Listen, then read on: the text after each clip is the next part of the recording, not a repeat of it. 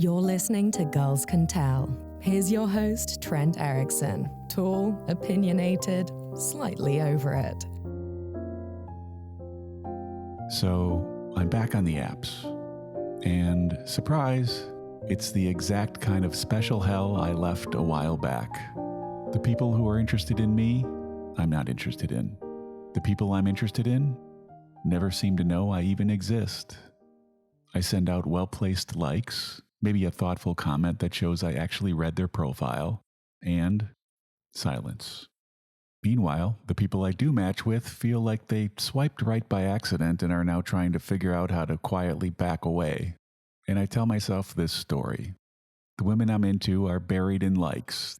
They're not ignoring me, they just never even see me because their entire app time is spent swiping away a pile of dudes who got there first. That's what I tell myself anyway. Recently, I finally got a like back from a woman I swiped on so long ago I hardly remember even sending it. Her message basically said, "Sorry, I'm only seeing this now. I had to scroll through a ton of guys to even get to you. You were buried." Buried. That's what this episode is about. How dating apps can make everyone feel disposable, and why it can feel almost impossible to play it right. And I'm answering a couple of questions from listeners. So if you've got one, send them to girlscantellpodcast@gmail.com. Let's start with how getting buried under a pile actually feels like. And I don't mean that in a good way. You open the app, see someone you like, put some intention into a like or a message, and it feels like you're shouting into the void. You picture her on the other side of the screen, phone lighting up with an inbox full of hearts and fire emojis, your face somewhere in a sea of gym selfies and guys holding fish. You're competing with other men, but not only that, you're competing with volume. And that does something to your head. You start wondering, am I invisible? Am I delusional for even shooting my shot here? Is this just a losing battle for guys who aren't 6'2" neurosurgeons with huskies and ski photos? When that woman told me I was buried under a stack of other guys, it weirdly made me feel a tiny bit better, because it confirmed I wasn't crazy to think my likes weren't even being seen. The system is noisy, and it can mess with your sense of worth. Here's where the science comes in. Psychologists call this choice overload. In normal life, a few options are helpful, but when you have hundreds, your brain melts down. You search more, reject more, and even feel less happy with any decision you do make. Dating apps are designed on that overload. One study found that daily dating app user can see around 140 potential partners in one day. Another experiment showed that when people choose a date from a big set of profiles, they liked their choice less a week later compared to people who picked from a smaller set. So imagine you're the woman on the other side of the app. You open it and there's a giant wall of hearts and "Hey beautiful" messages. Because you don't have time to carefully evaluate 140 people a day, you just learn to swipe away as fast as possible. You start saying no way more than yes because that's the only way to deal. You're not thoughtfully dusting a shelf, you're shoveling snow off a runway. From your side, as the guy, it feels like rejection. From her side, it feels like the only way. But none of that makes it any less frustrating. But it does mean your invisibility is more about the design of the apps than your value as a person. Now let's talk about the high-value woman you're drawn to. Online dating research shows most people aim up the ladder.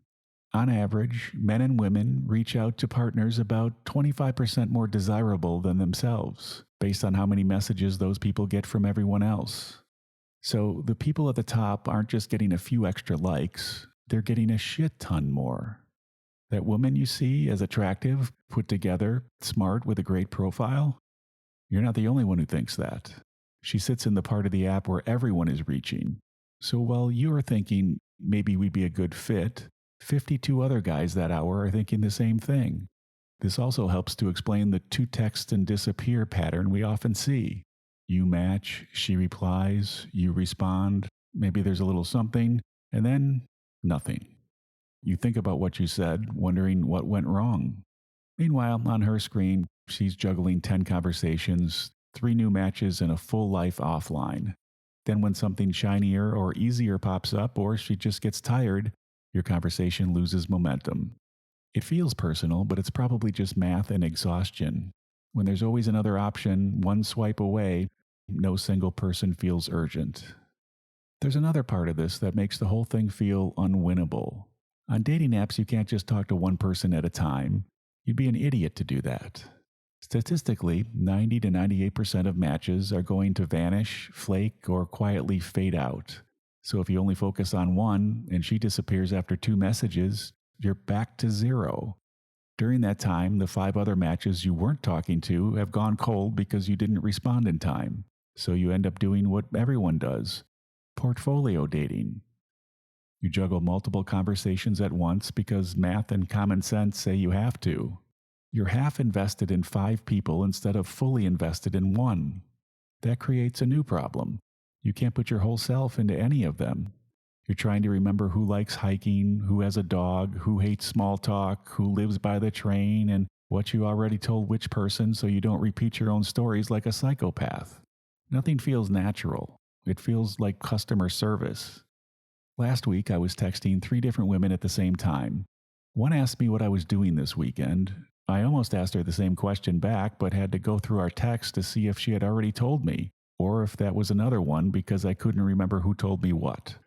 If instead you decide, I'm old school, I'm just going to focus on one person at a time and see where it goes, you get punished for that too, because while you are putting real time into one chat, the app keeps feeding her new options, and if it doesn't click instantly, she drifts. And when that one fizzles, all your other matches have expired, unmatched, or moved on. It's almost impossible to play it right. For this to work the way it should, you'd have to hit this tiny window of timing and mutual intention. You match with the right person, on the right day, when you both happen to be in the mood to talk to just one person, and you both silently decide to ignore everyone else and actually give each other a real shot. So when we beat ourselves up asking, why can't I connect? What's wrong with me? Why does everything die after 3 texts? We're ignoring the dating culture we're in.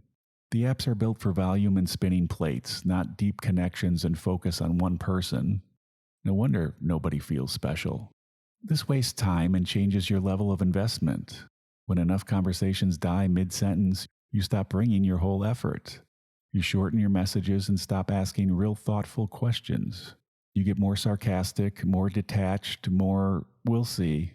And you start assuming every new match is just a countdown to a ghosting. And all that assumption bleeds through in how you talk, even if you don't mean for it to. I had a match recently where we talked for 3 days straight, real conversation, not just, hey, what's up? Then I suggested meeting for a coffee, and nothing. She just stopped replying. A week later, she liked one of my Instagram posts. I have no idea what that means, and I'm too tired to figure it out. On her side, she's exhausted too. Maybe it's not just a sea of flaky, commitment-phobic people after all. Maybe there's simply too much coming at all of us all the time. When your phone is constantly serving up new faces, even the people who genuinely want something real struggle to justify locking in on one person and tuning out the rest. It stops being a character issue and starts looking more like a time management problem, where even good people can't slow down long enough to actually invest in one person on the other side. Studies on modern ghosting show people don't often bail because someone did something wrong, but because they're overwhelmed or burned out, and disappearing feels easier than saying, hey, I'm not feeling this. When there's a constant stream of other matches available, ghosting can even feel justified, like, well, they must be dealing with the same overload and probably won't even notice if we stop texting. And they aren't necessarily wrong. So you end up with 2 burned out people, both a little jaded, both guarding their time and energy, interacting through an app that encourages everyone to treat others like a maybe.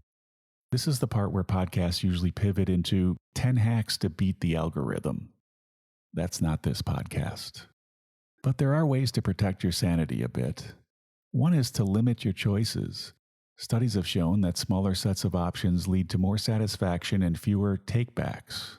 So instead of matching with everyone that's just okay, you can set a hard limit by asking yourself, how many people can I realistically put an actual effort into talking to like a human being at once? 3, 1, 4. You can decide in advance what effort on their part looks like for you.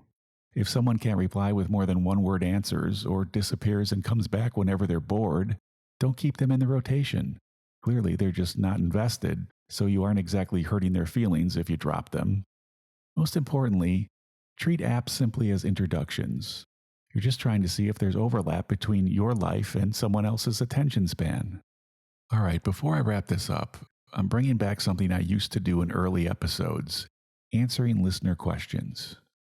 I've pulled 2 this week.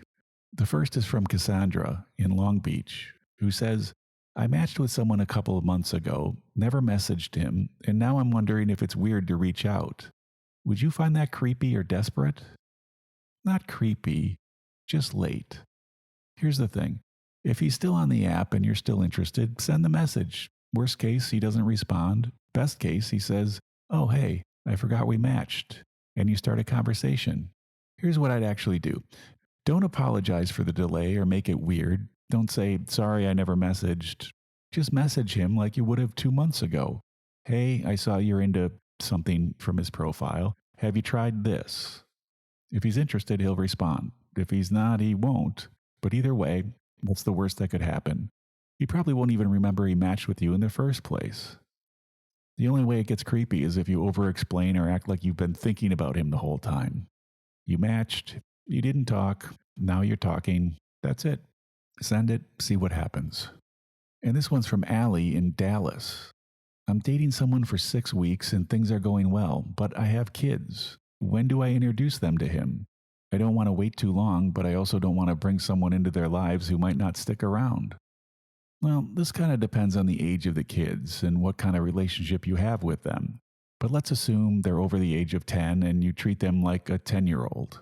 And this is one of those questions where there's no perfect answer, but there are clearly some wrong ones. The first wrong answer is introducing them on day 3 because you're excited.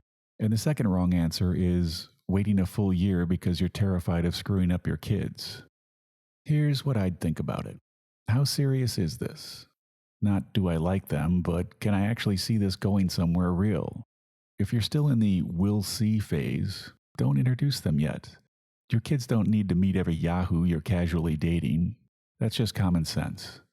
But if you've been seeing someone for a few months, you're spending real time together and it feels like it's moving towards something committed, then yeah, it's probably time. And when you do, keep it low key. Don't make it a big event. Just have them around in a casual setting, grab lunch, go to a park, do something you'd normally do anyway. Let your kids see how this person interacts with you in real life. Not in some staged meeting the kids setup.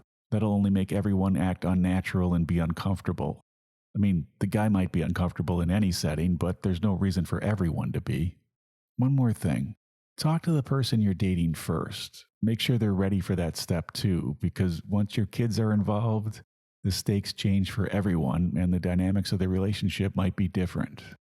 If you've got a question about dating apps, relationships, or just navigating things in general, send it to girlscantellpodcast@gmail.com or DM me on Instagram at girlscantellpodcast. I promise I'll try to answer all of them and showcase the ones I feel could be most helpful to people on the podcast. All right, back to wrapping this up. If you feel like you're losing at a game you never agreed to play in the first place, you're not the only one.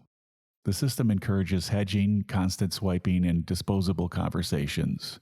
It punishes focus, depth, and taking your time. So if you're out there feeling buried in the pile, wondering what you're doing wrong, it might not be that you're doing anything wrong at all.